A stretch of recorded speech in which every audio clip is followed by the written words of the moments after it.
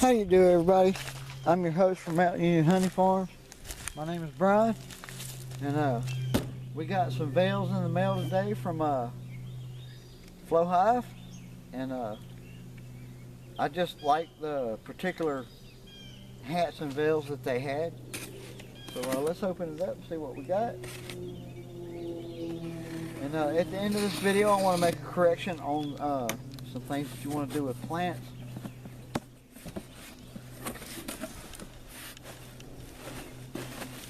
Yeah, they got some plastic stuff in here.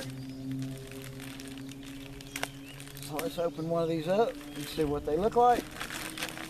These are from Hive, the company that makes the Hive. That's a pretty nice veil. It's pretty nice. Let's take our hat off and see how it fits.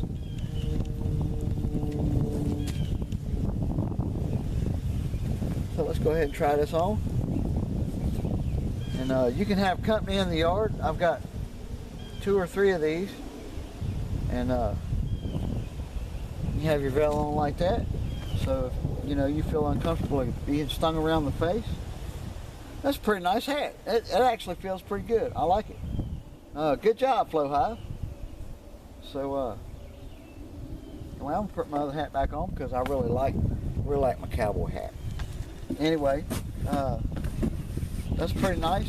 Anyways, I want to do a correction on some garden plants that you might have in your yard or growing around local.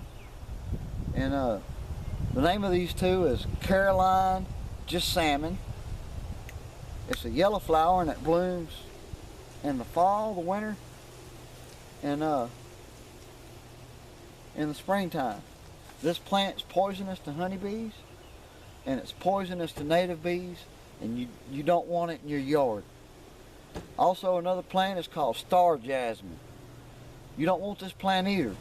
When a honeybee or any other kind of bee sticks their proboscis down inside the flower, it grabs onto them and it won't let them go. And it's dangerous to butterflies. I don't know if hummingbirds try to utilize that plant or not, but it may even stick onto them and kill hummingbirds. Do not plant Confederate jasmine or star jasmine, same thing, or something called Carolina Jasmine. It's also a type of jasmine. Don't plant it. It's poisonous to people and it's poisonous to honeybees, and we don't want that mixing in with our honey or our bees.